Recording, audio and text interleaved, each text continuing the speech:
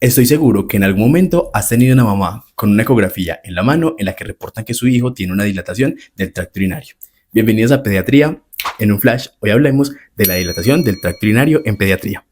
Este es el algoritmo diagnóstico que nos va a acompañar en el transcurso de todo este video y es acerca de la dilatación del tracto urinario. Vamos a explicar el paso a paso.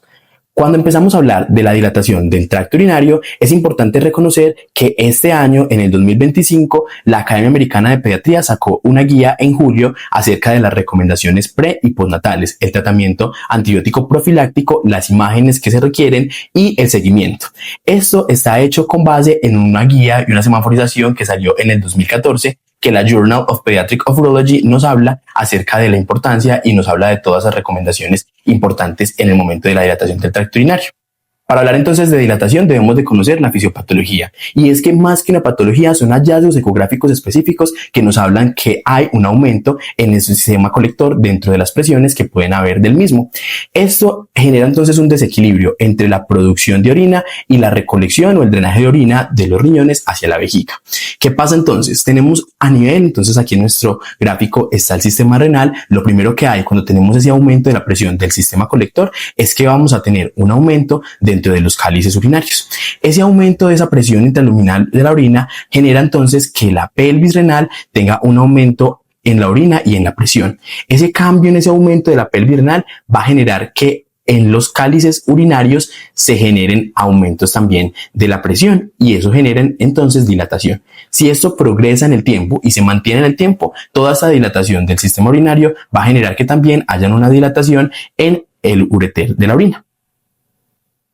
Este reconocimiento de los hallazgos anatómicos va a generar un gran cambio, va a generar también que nosotros conozcamos esos hallazgos ecográficos importantes para poder hacer una clasificación temprana de la patología.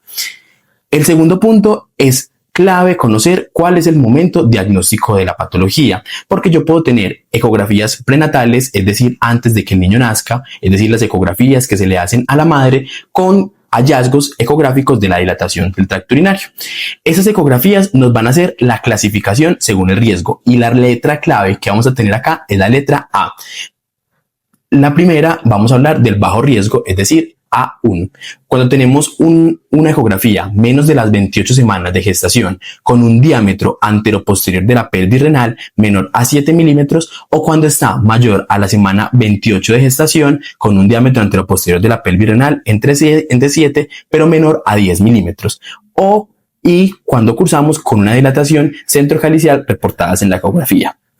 Esta clasificación también nos habla de mayor riesgo, es decir, cuando tenemos A2 y A3, cuando tenemos menor a 28 semanas de gestación con un diámetro anteroposterior de la pelvis mayor o igual a 7 milímetros, o cuando estamos más de la semana 28 semanas de gestación con un diámetro anteroposterior de la pelvis mayor o igual a 10 milímetros. O cualquier otro hallazgo anormal en las ecografías diferentes a una dilatación centrocalicial, que ya habíamos hablado, que esa es de la dilatación A1. ¿Y cuáles son esos otros posibles hallazgos que podemos encontrar en la ecografía? Podemos encontrar que tengamos un grosor parenquimatoso anormal, una apariencia parenquimatosa anormal, una dilatación del ureter, una vejiga o una uretra anormal o un oligohidramnios inexplicado. Esta clasificación del riesgo nos va a hablar de qué debemos de hacer. Cuando tenemos un bajo riesgo o A1, debemos de repetir la ecografía en la semana 32. Si la ecografía ya parece que la dilatación está resuelta, no se requiere evaluación ni vigilancia postnatal. Pero si tenemos una dilatación que persiste en la ecografía de la semana 32, debemos de repetir una ecografía renal entre las 48 horas y las 6 semanas de nacido. Vamos a hablar entonces de las pacientes que tienen mayor riesgo, es decir, A2 y A3. Ya hablamos entonces de su definición y vamos entonces a mirar qué es lo que debemos hacer con estos pacientes. Se debe de hacer ecografía cada 4 semanas hasta el nacimiento y una visita prenatal con nefrología pediátrica y cirugía pediátrica. Todo esto entonces nos habla de todos los hallazgos prenatales, pero ¿qué pasa cuando ya tenemos los hallazgos postnatales? Entonces la letra clave aquí va a ser la letra P. Determinando bajo riesgo como P1 y es cuando tenemos una dilatación anteroposterior de la pelvis renal entre 10 y menor a 15 milímetros y cursan con una dilatación centro o calicial. Miren entonces acá que la palabra IO es clave, o sea que puede tenerla como puede que tenga ambos. Los de riesgo intermedio es que tengan al menos uno de los siguientes, pero ninguno de alto riesgo, que ya lo vamos a ver más adelante, es decir, tener un diámetro anteroposterior de la pelvis mayor o igual a 15 milímetros con dilatación calicial periférica o dilatación uretral.